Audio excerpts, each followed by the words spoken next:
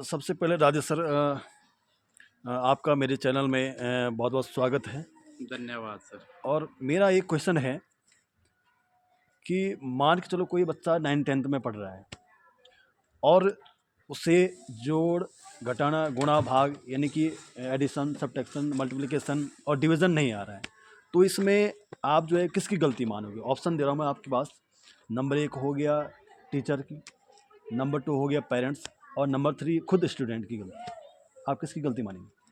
देखो सर, बच्चा अगर 9th-10th में पढ़ रहा है तो कहीं ना कहीं मुझे लगा, और बच्चा मेंटली ठीक है, मतलब उसको मेंटली कोई ऐसा एम्पायरमेंट नहीं है कि वो उस चीज़ की वजह से नहीं सीख पा रहा है, तो टोटली मैं कहूँगा कि जो प्राइमरी टीचर है, नहीं सर, जिसने उसकी नहीं, फाउंडेशन। जहाँ तक मतलब मेंटल की बात आ रही है तो बच्चा जो है ये है कि सामान्य बच्चों के साथ पढ़ रहा है, तो मेंटली तो हो नहीं सकता। मेंटली के नहीं, लिए जो मैं अलग से हाँ, स्कूल हैं मैं उसी या कंडीशन को फिजिकली पहले उनकी। क्लियर करना चाह रहा हूँ कि बच्चा कोई किसी मेंटल क्या बोलते हैं, डिसऑर्डर, डिसऑर्डर है बच्चे डिसेबिलिटी। को या नहीं है।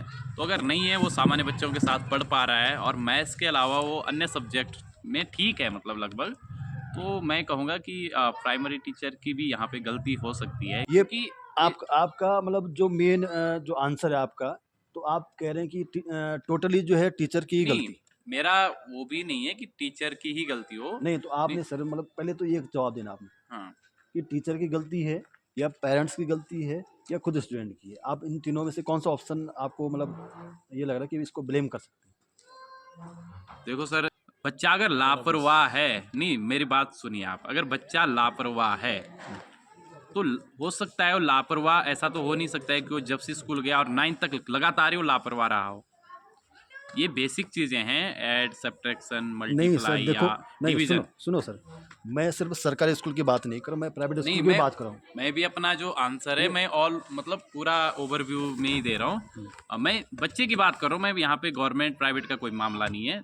तो ये भी नहीं हो सकता है कि बच्चा नर्सरी से और 9th तक लगातार ही लापरवाह रहा होगा, कभी ना कहीं तो उसने इंटरेस्ट लिया। और ये बेसिक चीज़ें हैं जो लगभग मुझे लगता है कि 5th तक का बच्चा इन सारी चीज़ों को ऑलमोस्ट कर लेता है, सभी को। जितने भी आपने बताया, जोड़, घटाना, गुणा, भाग, 5th तक का बच्चा कर लेता है। तो ऐसा भी नहीं हो सकता है कि वो फर्स्ट से लेकर 10th तक या 9th तक लगातार ही लापरवाह रहा हो। पेरेंट्स की भी अगर हम बात करें तो होता है कि पेरेंट्स, कुछ पेरेंट्स अलिटरेट होते हैं, उनको खुद ही नहीं आते हैं, तो वो मतलब कैसे अपने बच्चों को सिखा पाएंगे। बस पेरेंट्स क्या कर सकते हैं, थोड़ा केयर कर सकते हैं, देखभाल कर सकते हैं कि बच्चा कर रहा है नहीं कर रहा है। किसी एक पर ब्लेम यहाँ पे नहीं डाला जा सकता है, टीचर्स या स्टूडेंट या फिर पेरेंट्स, तीनों में से किसी की भी नेग्लिजेंसी हो सकती है, ऐसा नहीं है कि कोई पर्टिकुलर ही नहीं, टीचर चलो हो। ठीक है सर, आपका बहुत बहुत धन्यवाद कि आपने मेरे क्वेश्चन का जो है जवाब दिया, उसको मतलब एक विस्तारित रूप में आपने रखा। धन्यवाद आपका। अच्छा सर, आप एक और फैक्ट बताना चाह रहे हैं, क्या फैक्ट है? ये भी हो सकता है कि बच्चे को डिसकैलकुलिया हो, तीनों ही फैक्टर रिस्पॉन्सिबल ना हो, बल्कि बच्चे को कोई मेंटली डिसऑर्डर हो, डिसकैलकुलिया बोलते हैं।